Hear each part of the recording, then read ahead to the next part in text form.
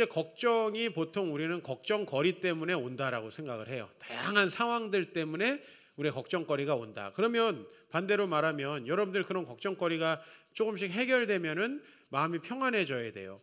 예를 들면은 저희 어머님 세대에 보면 저희 어머니도 이제 호적보다 2년이 늦게 호적 신고가 됐습니다. 그 이유가 뭐죠?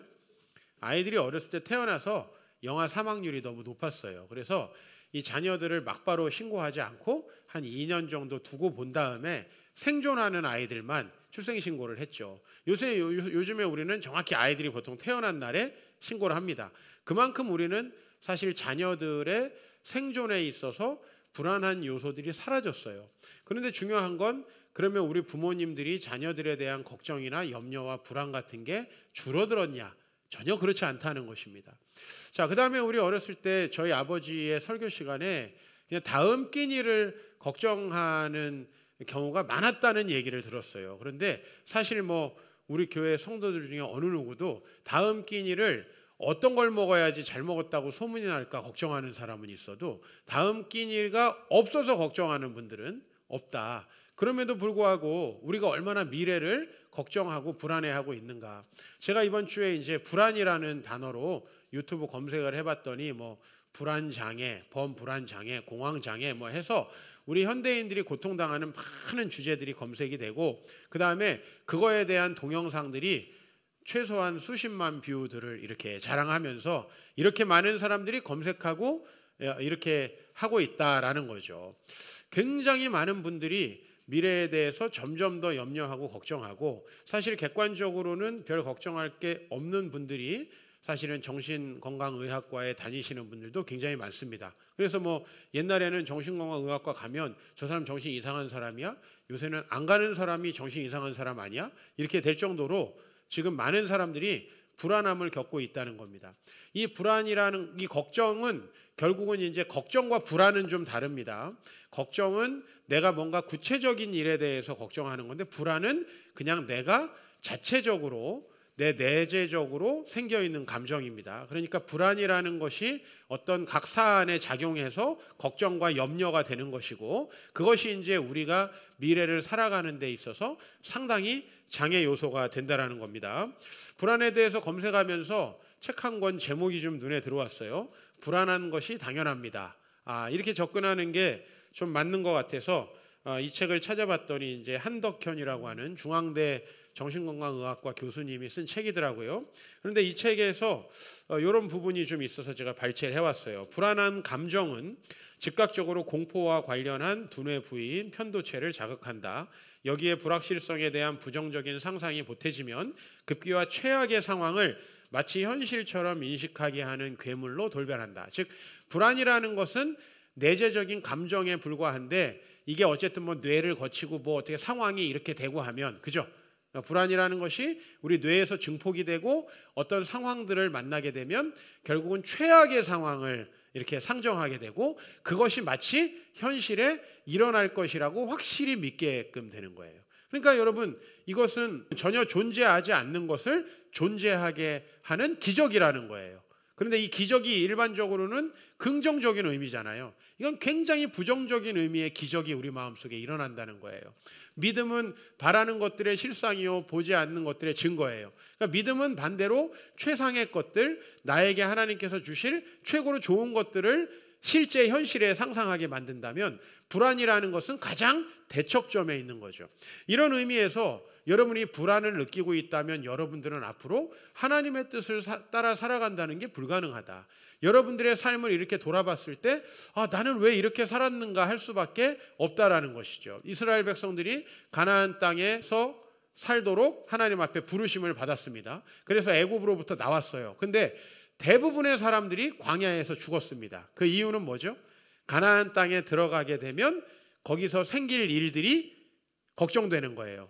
근데 그 걱정은 어디서부터 나오는 거냐면 가나안 땅에 실제로 살고 있는 사람들과 그 전쟁 때문에 걱정이 되는 게 아니라 불안 때문에 생긴다는 거죠. 그 불안은 뭐죠? 결국 우리 삶에서 하나님이 제거된 상태, 하나님이 부재한 상태가 바로 불안이라는 거예요. 그러면 여러분 그 불안감이 가나안 땅에서 있을 온갖 어려운 일들을 상상하게끔 하는 게 아니라 현실처럼 느끼게 한다. 그러면 가나안 땅에 들어갈 수 있어요, 없어요? 없는 거예요. 그러니까 이게 불안이라는 감정은 하나님의 부재가 낳는 감정이고, 그래서 이거는 본질적이라는 거예요. 그런데 이제 제가 이 불안에 대해서 좀 그래도 잘 쓰여진 유명한 책이 뭐가 있을까 검색을 해봤더니 알랭드 보통이라는 사람이 쓴 불안이라는 책이 제일 먼저 검색이 되더라고요. 그래서 이제 이 책을 좀 살펴봤습니다. 그랬더니 이 책은 이제 불안에 관한 책이 아니라 사실은 그 원제가 스테이터스 앵자이어티예요. 그러니까 우리가 이 사회적 지위가 더 높아지지 못할까봐 겪는 그런 불안감을 이제 이 책으로 쓰고 있습니다. 현대인들이 느끼는 불안의 원인은 바로 스테이터스에 대한 거라는 거죠. 우리가 어떤 취급을 받을 것인가, 우리가 이 세상에서 어떤 말하자면 지위에 오를 수 있을 것인가, 이 욕망이 우리 안에 있고 그 욕망이 바로 우리에게 불안을 만들어낸다는 거예요. 불안은 5가지가 만들어내는데 사랑, 결핍, 속물근성, 기대, 능력주의, 그 다음에 불확실성이에요. 그러니까 사랑의 결핍은 뭐 설명 필요가 없을 것 같고, 이 속물근성이라는 건 뭐냐면 사람들이 우리 자신을 평가할 때 지위로 평가를 한다는 거죠. 그런 지위에 대한 평가에 대해서 내가 부응하지 못할까 봐 이제 불안해진다는 것이고요. 그 다음에 또 이제 능력주의가 우리를 불안하게 한다. 즉 제가 가끔 여러분에게 이미 말씀드린 적이 있는데, 예를 들면 조선시대 때 여러분들이 그 양반 계급으로 태어나지 못해가지고 실패하면 그것은 여러분 때문이에요? 사회제도 때문이에요? 사회제도 때문이죠. 그러나 이 시대에는 우리의 지위가 낮은 것은 전부 다 우리의 능력 때문이다. 이거는 거꾸로 말하면 뭐냐면 우리가 잘 되면 그건 뭐 때문이다? 능력 때문이다. 그러니까 잘 되면 교만해지고 잘 되지 못하면 좌절감이 들게 하는, 우리는 아주 심각한 상황에 살고 있다는 거예요. 그것이 이제 이 알랭드 보통의 이야기고, 뭐 불확실성이라는 것은 현대 사회나 과거나 미래를 알 수 없다는 측면에서 비슷하고, 어떤 분들은 이렇게 얘기해요. 지금은 사회가 빨리 바뀌니까 더 사람들이 불확실성을 느낍니다. 그건 우리 생각이에요. 우리가 봤을 때 조선시대 사람들은 더 사회가 느리게 발전했다라고 우리가 생각을 하는 거지, 내가 16세기 숙종 때 살았다 그러면 내가 우린 16세기 숙종 때니까 21세기보다는 사회 변화가 없다 이렇게 느꼈겠어요? 아니죠. 고려시대보다 신라시대보다 우리는 더 사회 변화가 가중되고 있다 이렇게 느꼈겠죠. 아마 앞으로의 우리 다음 디지털 세대들은요, 무슨 10년에 강산이 변해 1년에 한 번씩 변하는데 우리 조상들은 편하게 살았네, 10년이면 강산이 변한다 이런 생각하면서 이렇게 분명히 얘기할 것이다라는 거죠. 그러므로 이제 현대인은 이렇게 불안을 느끼고 그 불안을 해결하는 방법으로 경제에 집착을 한다는 거예요. 경제적인 거예요. 왜? 이 사회에서 자기 지위를 높여줄 수 있는 건 돈이에요. 그래서 사람은 돈에 집착을 하게 되고, 그 다음에 그 돈에 집착하는 삶이 자기를 되게 불행하게 만든다. 그래서 알랭드 보통은 이제 이 불안을 해결하기 위해서 5가지 해결책을 내는데, 철학, 이게 첫 번째고 철학이고, 그 다음에 예술, 그 다음에 종교, 그 다음에 정치, 보헤미아, 이 5개를 대고 있어요. 그러니까 철학이라는 건 이런 거죠. 당신이 생각하는 인생은 지위가 높아지고 그러는 게 되게 중요한 것 같지만 그게 인생에 진짜 중요한 건 아니야. 이제 인생의 참된 가치를 사유함으로써 뭐 불안으로부터 좀 벗어나라. 2번째, 예술은 참된 것, 영원한 것, 이런 것들에 우리 신경을 좀 이렇게 집중함으로써 그로부터 벗어나라. 종교는 뭐 여러분들이 알겠고, 종교적 위로를 받아서 좀 상처를 치유하고 벗어나라는 거죠. 4번째는 정치, 뭐예요? 이 지위를 불안하게 만들고 지위를 불균등하게 분배하게 만드는 사회 시스템에 접근해가지고 이 사회를 바꾸라는 거죠. 5번째는 이제 보헤미아, 정신적인 풍요죠. 보헤미아 하면 집시 생각하면 되는데, 집시들은 소유합니까? 안 합니까?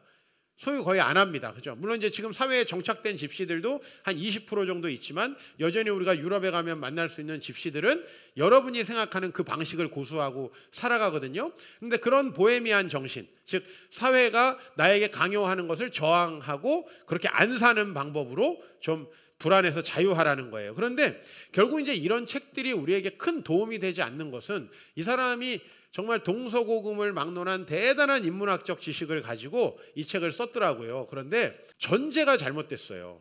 뭐냐면 불안이라는 것이 우리의 욕망이나 외적인 것으로부터 온다라고 하는 것이 이 책의 전제예요. 그렇기 때문에 외부의 환경이나 그걸 받아들이는 우리의 마음의 구조를 바꾸면 된다고 하는데, 근본적으로는 욕망이라는 걸 없앨 수가 없죠. 우리가 더 높아지고자 하는 것을 없앨 수가 없죠. 그런 불안감, 뭐 예를 들면 우리가 과거에 자살로 삶을 마감한 최고의 여배우가 있었죠. 최진실 씨라고. 근데 사실은 이 사람이 뭐 국내의 어떤 여자보다도 매력적이고 뛰어난 사람이었어요. 그런데 실제로 이 사람이 죽기 몇 년 전부터 교회를 다녔었어요. 근데 교회를 다녔는데도 사실은 자기의 불안감이 해소되지 않았던 거예요. 그 불안감은 뭐냐면 자기가 최고의 탤런트의 지위를 잃어버리면 어떡하나? 내가 늙어서 이제 매력이 사라져 버리면 어떡하나? 안 늙었는데도 매력이 없는 우리는 뭐 어떡하라는 얘기예요. 이런 생각을 이 사람이 하면서 불안해했다는 거예요. 그런데 오늘 여기 뭐 엘랭드 보통은 철학, 예술, 종교, 정치, 보헤미아적 삶으로 불안을 이기라고 했는데, 솔직히 불안한 사람이 제일 먼저 쉽게 손을 대는 게 뭡니까? 약물이죠. 아주 저렴하게는 소주부터 아주 비싸게는 뭐 다양한 마약류가 있겠죠. 이런 약물에 손을 대게 됩니다. 그래서 최진실 씨도 아마도 이 알코올 중독 같은 그런 증상이 있었던 것 같고요. 그 다음에 또 이런 사람들이 주로 잠을 자지 못하고 이럴 때 많이 문제가 되는 게 연예인들 프로포폴이죠. 사실은 이런 것들이 근본적인 거라는 거예요. 아니, 그 사람이 자기 미래에 대해서 불안을 느낀다면 우리나라 사람들 대부분이 불안해서 죽어야 정상입니다. 근데 우리는 여전히 이 불안이 되게 객관적인 어떤 외부 환경으로부터 온다고 생각하는데 전혀 그렇지 않다. 불안이라는 것은 우리 안에 내재되어 있다. 이 불안에 대해서 그럼 정체가 뭐냐라는 거죠. 덴마크의 19세기 철학자인 키에르케고르라는 사람 이름을 들어봤을 겁니다. 이 사람의 이제 불안의 개념이라는 책은 우리가 이 불안에 대해서 연구했나 보다. 엘랭드 보통이라는 책, 이 사람의 책과는 전혀 다릅니다. 키에르케고르의 책에는 부제가 이렇게 달려 있어요. 유전적 죄에 대한 심리학적 고찰. 그러니까 뭐냐면 이 사람은 신앙인이었고 자기가 믿고 있는 이 신앙이 우리는 원죄를 가지고 있어. 그래서 우리는 그 원죄로부터 벗어날 수 없고, 그래서 우리 모두는 그 죄를 전가받았고, 전가받았다는 게 유전됐다라고 이렇게 설명하면 될 것 같아요. 유전이 됐고, 그래서 우리는 하나님이 우리를 구원하시지 않으면 천국에 갈 수 없어. 이제 이렇게 좀 형이상학적으로 죄를 이해했는데, 이 키에르케고르는 그 우리의 죄라는 것을 심리학적으로 고찰해 보니까 뭐에 도달하더라?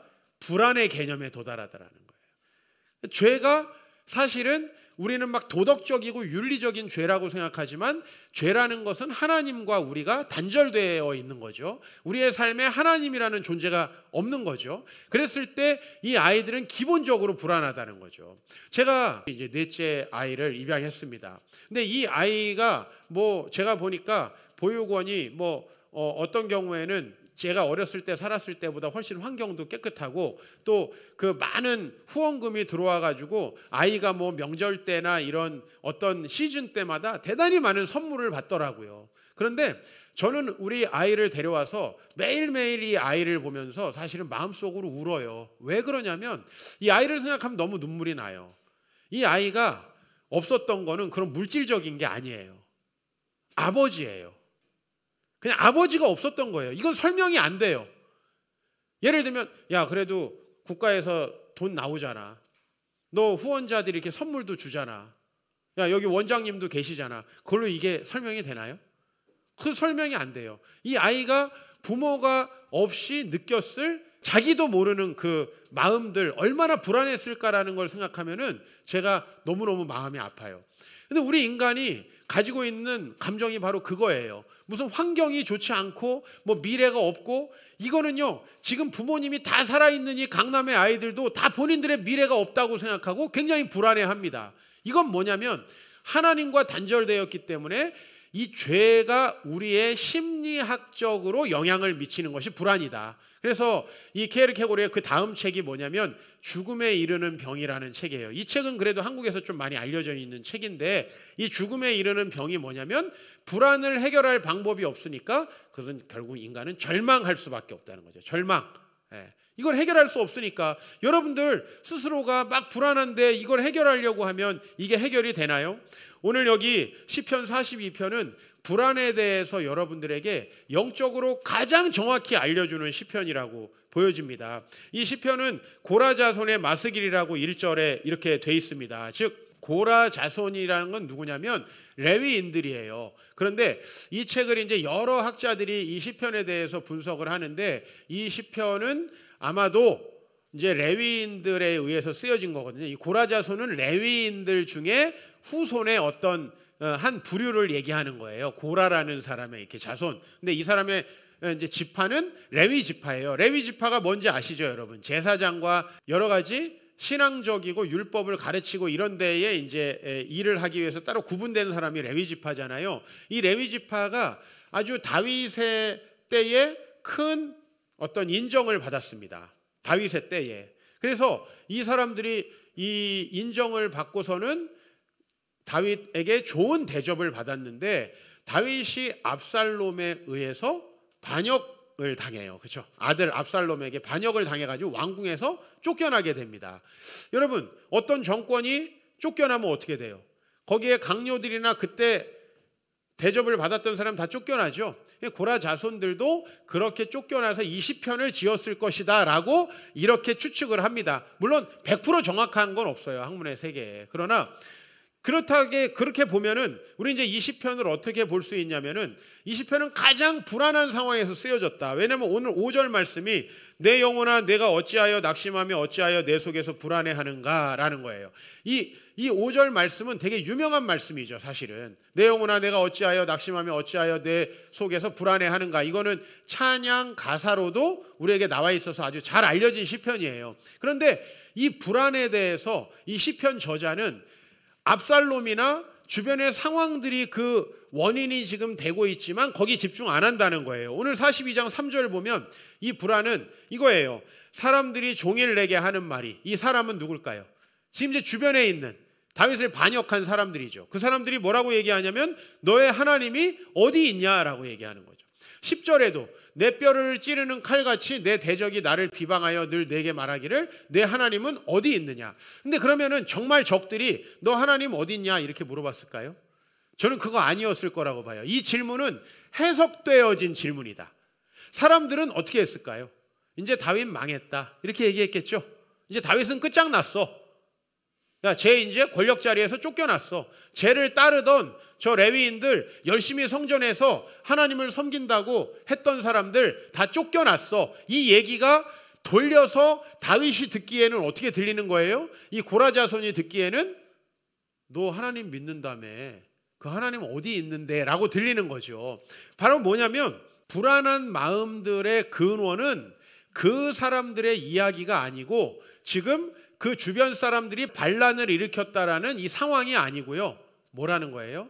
자기 내면에 있는 하나님이 느껴지지 않는 이 지금 마음, 이것이 지금 자기를 불안하게 한다는 거예요. 그래서 오늘 42편 1절이 이렇게 시작한다는 거예요. 이건 되게 웃긴 거예요. 한번 이 말씀을 다시 한번 그 상황 속에서 보세요. 하나님이여 사슴이 시냇물을 찾기에 갈급한 같이 내 영혼이 주를 찾기에 갈급합니다.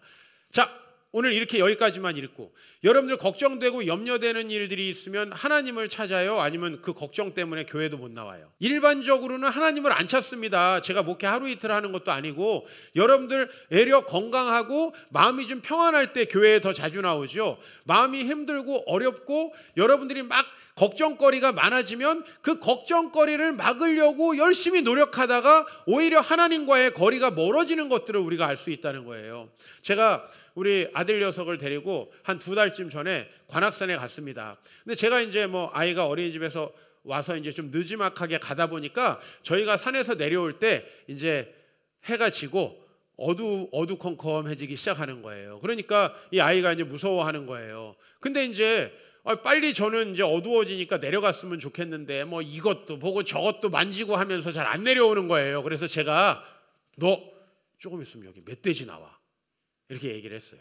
사실 멧돼지 없는 걸로 제가 알고 있는데 관악산에 멧돼지가 나온다고 제가 얘기를 했어요. 그랬더니 그때부터 이제 이 아이가 불안해하기 시작하는 거예요. 멧돼지가 나와. 그래서 자꾸 내 손을 잡고 가까이 이제 붙으면서 나한테 이제 질문을 하기 시작하는 거죠.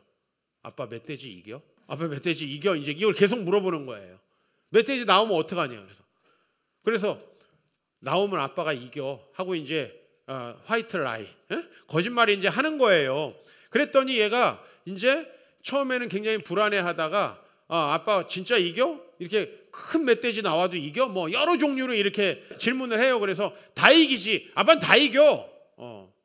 그랬더니 이제 안심을 하고 제 손을 붙들고 조금 내려가다가 업어달라 그래가지고 이제 업고 이렇게 내려왔어요. 근데 제가 생각을 해봤어요. 우리의 마음이 그래요. 이 산에 어두워져요.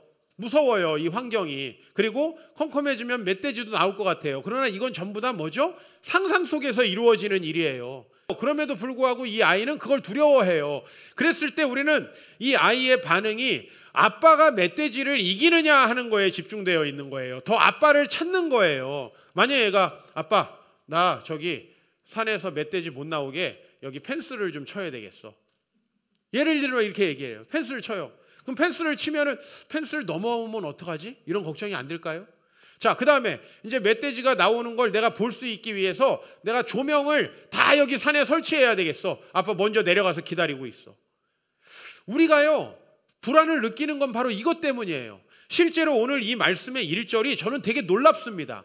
왜냐하면 우리는 보통 걱정하고 염려하면요 하나님이 생각나는 게 아니라 이게 걱정돼요, 이게 염려돼요 하면서 온갖 종류의 걱정과 염려를 나열하기에 바빠요. 그리고 거기에 이제 빠져가지고 그것을 상상하고 그것을 두려워하면서 사지 육신이 마비되는 증상을 보여요. 그런데 오늘 이 시편은 이것을 다윗과 레위인들이라고 생각해 보십시다. 학자들이 얘기한 대로. 그러면 다윗과 레위인들이 지금 어떤 관심이 있겠어요? 어떻게 하면 저 반란군을 이길 수 있을까? 그죠?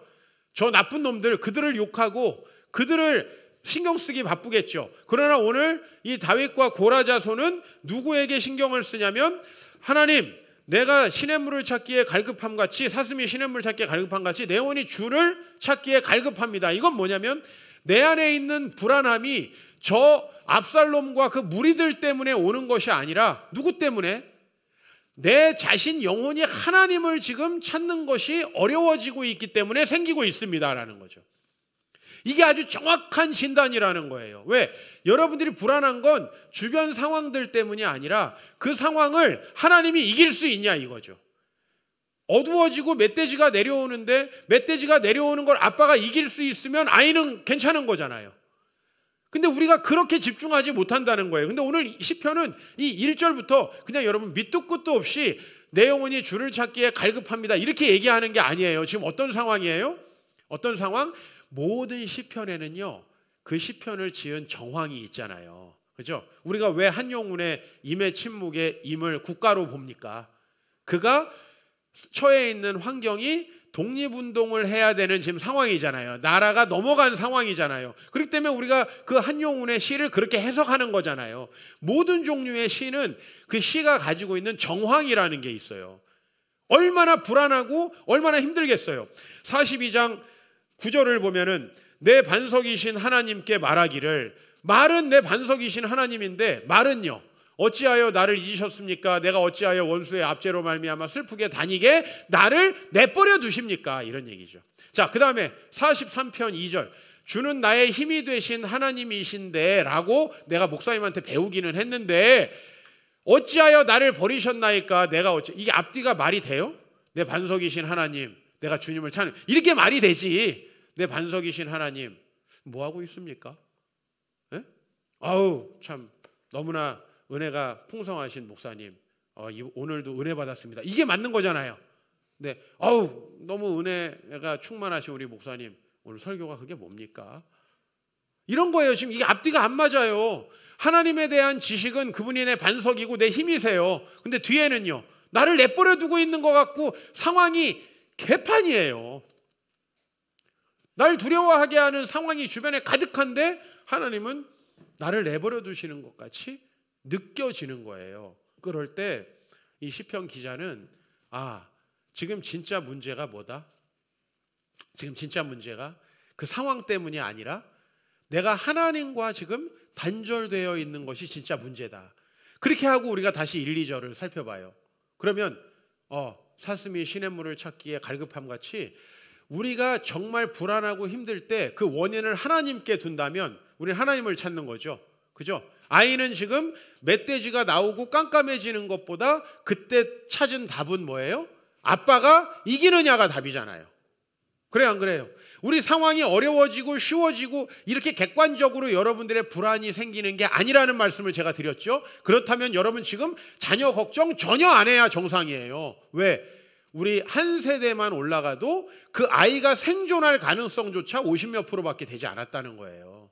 우리 옛날에 많잖아요. 얘기 들어보면 8을 낳았는데 3은 죽고 5 남았다고. 우리 이런 얘기 너무 쉽게 많이 듣던 얘기예요. 근데 지금 우리 교회에 50 몇 명이 태어났는데 한 명도 죽지 않았잖아요. 근데 우리는 자녀에 대한 걱정이 더 커요, 사실은 예전보다. 이건 절대로 객관적인 사실에 근거해서 여러분이 불안하고 염려하는 것이 아니다. 그랬을 때 우리가 불안하고 하는 것은 뭐냐면 내가 하나님과 얼마나 멀어져 있느냐 하는 것을 보여주는 것이죠. 그러므로 2절에 내 영혼이 하나님 곧 살아계시는 하나님을 갈망하나니 내가 어느 때 나아가서 하나님의 얼굴을 배울까. 그러니까 하나님이 너무 간절한 거죠. 내 안에 불안함이 느껴질 때. 이게 진짜 신앙이라는 거죠. 그죠? 답을 거기서 찾는 거죠. 아빠는 멧돼지 나와도 못 이길 거니까 내가 어떻게 대안을 한번 세워볼게. 우리는 계속 이러고 있는 거예요. 그런데 그가 대안을 세워봤자 그것은 우리의 두려움을 계속 가중시키겠죠. 안 그래요?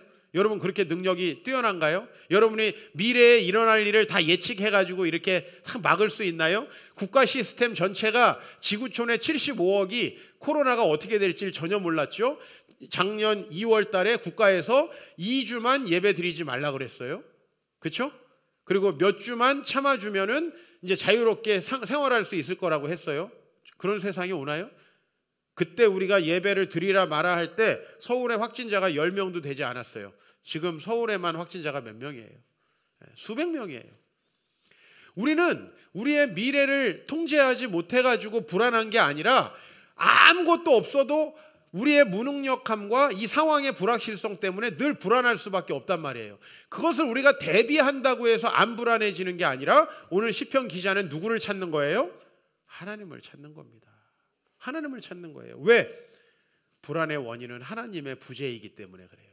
그래서 키에르케고르의 책이 의미가 있는 거예요. 왜냐하면 우리가 가지고 태어나는 그 죄의 문제를 생각할 때 이 죄는 하나님과의 단절이죠. 즉 왜 애들은 너무나 안전한 국가 시스템 안에 있는데도 불구하고 18세가 될 때까지 걔네들을 다 키워줌에도 불구하고 부모가 없는 아이들은 불안해할까라는 거예요.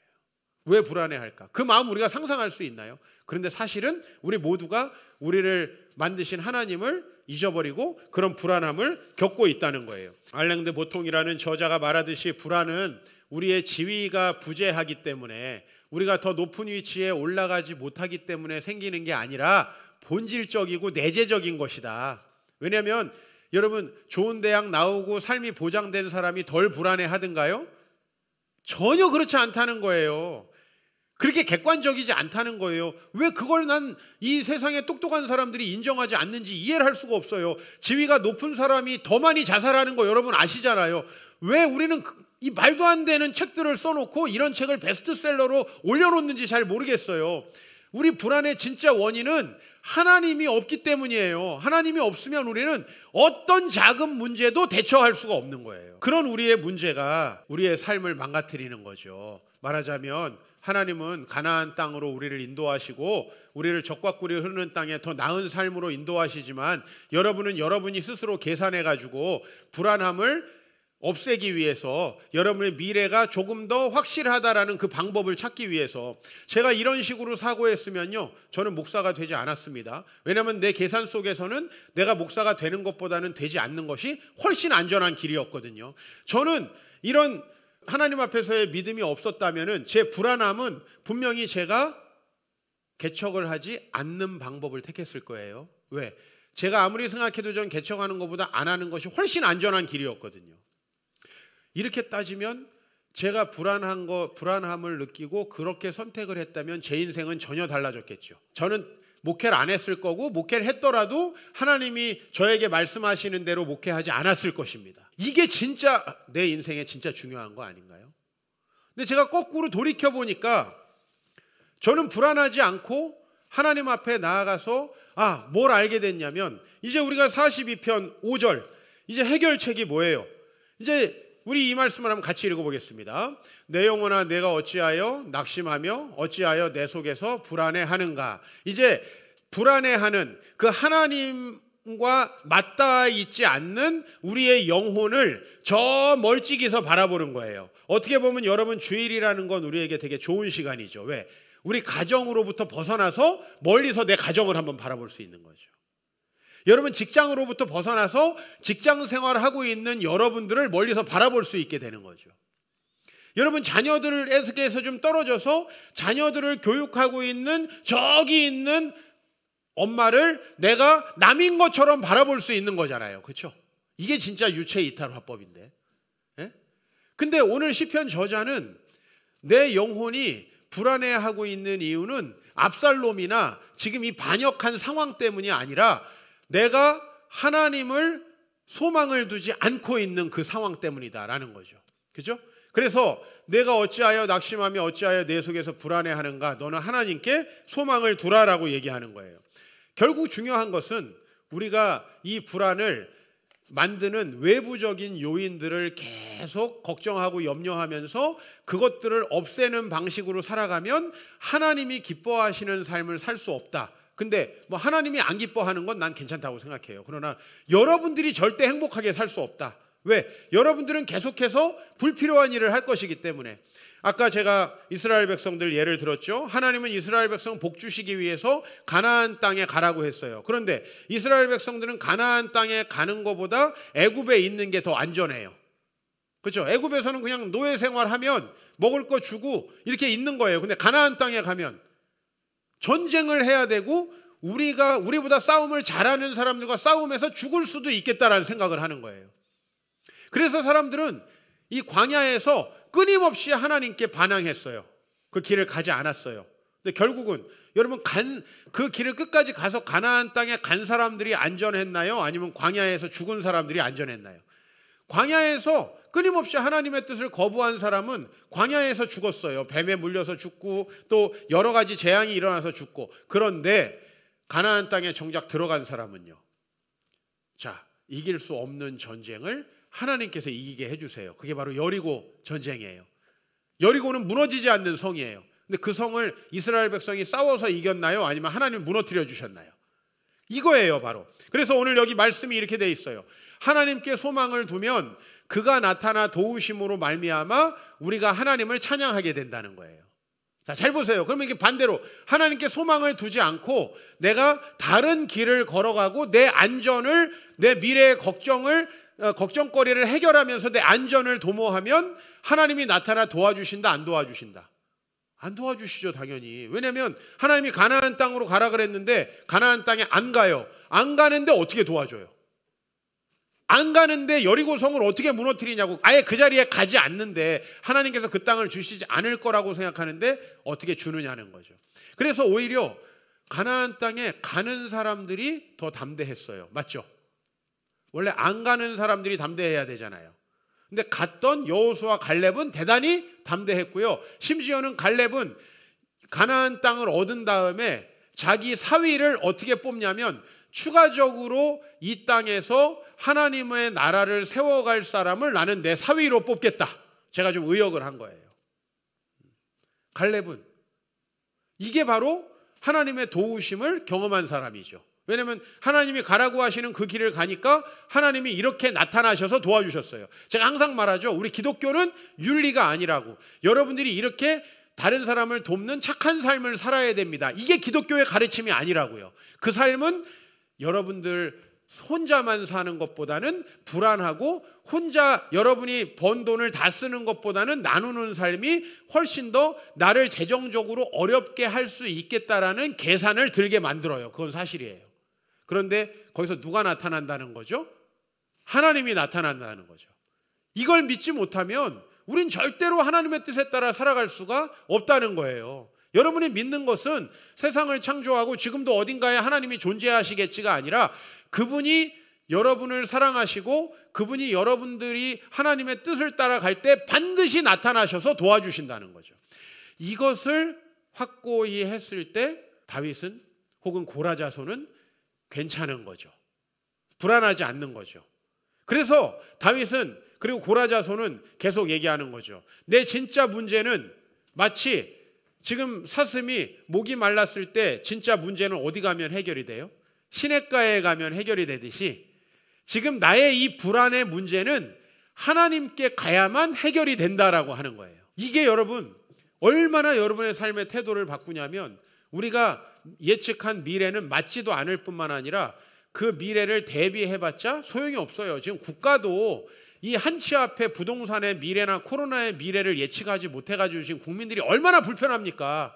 내가 정부를 욕하는 게 아니라 이 전 정부도 그랬고 전에 전 정부도 그랬어요. 그 전 정부도 그랬고 한 번도 미래를 정확하게 예측하고 진단을 한 적이 없어가지고 국민들은 항상 심판하러 투표하러 갔어. 왜 우리 좀 지지하러 투표장에 가면 얼마나 좋아. 그 똑똑한 사람들이 한치 앞도 내다보지 못한다고요. 그래서 저는 여러분들 이걸 개인의 삶에 적용하자고요. 뭐 정치하는 사람들을 욕하고 이러고 싶지 않아요. 개인의 삶에 적용하자고요. 우리의 삶에 하나님께서 원하시는 것들을 우리가 하려면 반드시 불안함이 느껴진다. 왜? 내가 통제할 수 없는. 여러분 신앙생활과 안신앙생활 어느 게 더 리스키하나요? 신앙생활은 리스키하잖아요. 저도 그래요. 내가 신앙생활을 했기 때문에 나는 주의 부르심 따라서 이렇게 목회를 한 거고 내가 신앙생활을 했기 때문에 우리 아내를 만난 거고요. 내가 신앙생활을 했기 때문에 개척을 한 거고요. 지금 이제 신앙생활 하기 때문에 방배동으로 가는 거예요. 저는 이 모든 게 매우 리스키한 일이에요. 저의 안정에는 하나도 도움이 되지 않는 일이었어요. 적어도 내 계산에서는. 그러나 내가 그렇게 하는 순간마다 그분이 나타나서 도우심으로 말미암아 내가 주님을 믿고 찬송할 수 있어요. 여러분 제가 여러분에게 늘 우리 목사님 맨날 불안해하시고 염려하시고 힘들어하시고 참 내가 그렇게 느껴진다면 여러분 하나님 별로 안 믿고 싶어질 거예요. 그렇죠? 쥐도 불안해하면서 왜 불안하지 말라고 설교를 해? 쥐도 불안하면서. 우리가 오늘 여기서 답을 찾을 수 있는 거예요. 하나님께 소망을 두면서 확신과 평안 가운데 거할 수 있는 비결 3가지로 간단히 정리하고 마치겠습니다. 첫 번째는 주권이 하나님께 있음을 인정해야 돼요. 자, 여러분 우리가 하나님이 내 인생의 주인이십니다 얘기하죠. 그건 뭐냐면 여러분이 노력을 하건 안 하건 성공하고 실패하는 거 하나님이 하신다는 거예요. 이거 인정하세요? 여러분이 시험 공부를 얼만큼 하든지 간에 붙고 떨어지는 것도 하나님이 하신다는 거예요. 여러분들이 아무리 돈을 모아서 안전하게 하려고 해도 여러분을 안전하게 혹은 불안전하게 만드시는 분도 다 하나님이시라는 거예요. 그래서 전도서가 뭐라 그러냐면 먼저 출발해도 먼저 도착하지 않고 용사라고 전쟁에서 이기는 게 아니라고 했어요. 우리는 그게 우리의 상식에 맞죠. 그러니까 그 상식과 부합되지 않는 어떤 길을 하나님께서 가라고 하시면 불안한 거예요. 나도 내 상식에 사회에서 사회생활하면서 뭐 거기서 내가 비즈니스 하면서 살면 이렇게 돈을 많이 벌 수 있을 텐데 목사가 되면은 거지같이 살겠구나. 이게 딱 내 계산이었어요. 여러분 제가 물리적으로 돈이 많다는 얘기가 아니라 저는 결코 돈 걱정을 하고 별로 살아보질 않아요. 왜? 중요한 것이 내 계산법이 잘못될 거라는 걸 항상 인정하는 거죠. 내 계산에 따라 이렇게 하면 이렇게 벌고 이렇게 하면 이렇게 성공해서 이렇게 안전해지겠지? 그런 시나리오는 결코 벌어지지 않는다는 겁니다. 그리고 오히려 그런 시나리오는 여러분들을 점점 더 우상숭배, 하나님이 아닌 다른 요소들을 따라가게 만들고 우리가 성경에서 배울 수 있듯이 우상숭배로 가죠. 그러면 여러분의 주권이 하나님께 있음을 인정해야 돼요. 최종적인 결재 권한이 그분에게 있다. 두 번째로 여러분이 사랑의 하나님을 신뢰해야 돼요. 이 평안과 확신 가운데 있으려면. 신앙생활이 삐딱하신 분들은 교회에 와가지고 뭐 이렇게 내 인생도 힘든데 또 거기다 추가해서 이것도 해라. 남들 돕는 것도 내가 좀 편안해야 할 수 있는 일이고 돈도 내가 많이 있어야 나눠주는 거지. 실제 그렇습니까? 돈이 많다고 해서 나눠주는 사람을 난 단 한 번도 본 적이 없는데요. 그리고 자기가 편안하면 더 편해지려고 하지 자기가 편하니까 이제는 내 편안하면 스탑 이렇게 하는 사람을 난 한 번도 보지 못했는데요. 왜 우리는 이렇게 잘못된 파악들을 하냐는 거예요.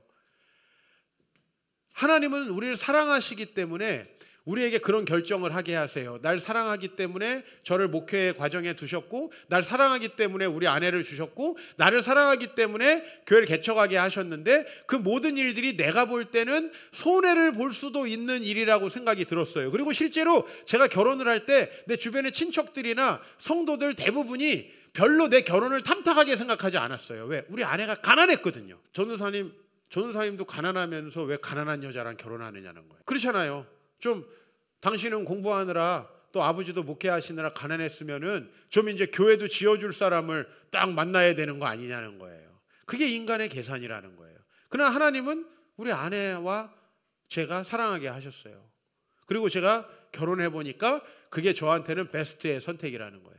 그래서 마지막으로 결과를 하나님께 맡기라는 거예요.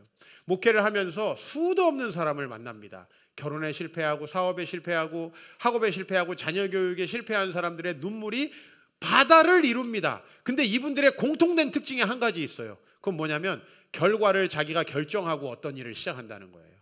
우리 자녀는 이렇게 돼야 되고, 나는 이런 남자를 만나야 되고, 이런 여자를 만나야 되고, 그리고 나는 이렇게 사업에 성공해야 되고, 나는 이렇게 살아야 행복해 하고 모든 결과를 자기가 결정해 놓는다는 거예요. 내가 16년의 목회를 여러분들에게 자신 있게 좀 묻고 싶습니다. 내가 어떤 목표를 성취하려고 이 목회를 했나요? 저는 결코 어떤 목표도 두지 않고 16년을 목회해 왔어요. 그냥 하루하루 하나님께서 저에게 맡기신 것 하다 보면 하나님이 가장 좋은 결과를 내실 거야. 제가 항상 힘든 건 뭐냐면 이 고장난 계산기요. 이 고장난 계산기가 하나님이 뭔가 말씀하시면 계속 틀어요, 방향을. 아, 그거 어려울 텐데. 그리고 이제 사람은 듣고 싶은 걸 듣고 싶어 하잖아요. 야, 하나님 말씀대로 해. 이런 목사님들보다는 야, 그거 이렇게 해서 안 되지 않겠냐? 이런 얘기가 더 들려요. 그렇게 계산해서 내 계산을 맞다고 해주는 사람들의 이야기가 더 들려요. 저도 누구의 말이 더 들어오냐면 내 계산이 맞다고 해주는 사람. 예를 들면 내가 개척을 하기가 너무 싫은데 야, 요새는 개척하면 안 돼. 그건 하나님 뜻이 아닐 거야. 이렇게 얘기해 주는 분이 더 이렇게 짝짝 달라붙는다니까. 그리고 이상하게 그런 분들은 또 호텔에서 맛있는 걸 사주면서 얘기해. 돈이 많은가 봐. 개척을 하라고 하는 분들은 저렇게 그지 같아가지고 볼펜도 하나 안 사주면서 야, 해. 내가 기도할게. 뭐 밑도 끝도 없는 얘기를 하는 거예요. 진짜 그래요. 그런데 이제 내 계산기가 고장났다라는 걸 확실히 알게 되니까 애려 이런 거 있죠. 고장났을 테니까 애려 한번 반대로 가보는 거예요. 고장났으니까 어차피 내 생각이 맞은 적이 없어. 근데 여러분 제일 공부 못하는 사람이 누구냐면 쥐가 못하면 그냥 찍어야 되잖아요. 쥐가 이거 공부를 안 했으면 그냥 찍어야 되는데 생각해서 피해가지고 찍는다고. 그래서 25점이 안 나오고 10점이 나오는 거야. 왜냐면 사지선다형은 10점이 나올 수가 없어. 훨씬 더 기적적인 일이야. 피해야 되거든요. 근데 모르는 애가 어떻게 피하냐고.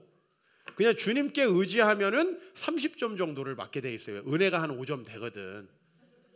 은혜가 한 5점 돼. 근데 이거를 자기가 계산해서 이거인 것 같다는 거야. 아니 근해 공식도 모르면서 왜 자꾸 이거인 것 같다고 얘기하냐고. 이걸 아예 이건 그냥 포기야. 쫙 찍고 나왔는데 36점. 어때요 기분이? 괜찮잖아. 괜찮잖아요 여러분. 나는 내 계산기가 고장났다고 생각하고 어차피 내가 계산을 맞게 해도 주님이 또 다 결과를 바꾸실 수 있다라고 생각한 다음부터는 무지 편안해지는 거예요. 뭐 내가 몇 살까지 살고 뭐 어떻게 살고 이럴 필요가 없는 거예요. 그냥 내가 하나님의 일을 충실히 할 수 있게 컨디션 조절하면서 욕심내지 않고 최선을 다하는 거예요. 이게 제가 여러분에게 보여왔던 태도입니다. 그러나 저도 지난주에 말씀드렸듯이 제 안에서 불안하고 힘들어서 참 많은 영적인 갈등을 한다는 것이고요. 그런 결정을 할 때마다 여러분에겐 얘기 안 하지만 기도하면서 갈등을 하는 시간이 상당히 많다라는 걸 고백할 수 않을 수 없어요. 그러나 중요한 건 결과를 하나님께 맡겨야 되는 거예요. 오늘 이사야 55장 결론 말씀으로 우리 읽습니다. 시작. 이는 내 생각이 너희 생각과 다르며 내 길은 너희의 길과 다름이니라. 여호와의 말씀이니라. 하나님의 생각과 우리 생각은 달라요. 다르면 누가 맞는 건가요? 그러니까 여러분 이제부터는 이거 내 생각이야? 요건 틀렸을 가능성이 많아. 이렇게 접고 들어가시는 게 인생 잘 되는 비결이에요. 아니면 뭐 지금까지 엄청 잘 되셨으면 그대로 하시던가. 그게 아니라면 하나님께, 특별히 불안함이 있으신 분들이라면 9절, 이는 하늘이 땅보다 높음 같이 내 길은 너희 길보다 높으며 내 생각은 너희 생각보다 높음이니라. 하나님이 우리 엄청 무시하는 거예요. 하늘이 땅보다 높음 같이. 너희의 수준은 땅의 군뱅이 수준이야. 나는 저 하늘에서 이글 아이로 너희를 쳐다보고 있어. 왜 자꾸 그 계산을 하느냐는 거죠. 그리고 그 계산이 뭐 한다고요? 우리를 불안하게 한다니까요. 왜? 그 계산 맨날 틀리거든. 맨날 틀리거든. 불안하죠.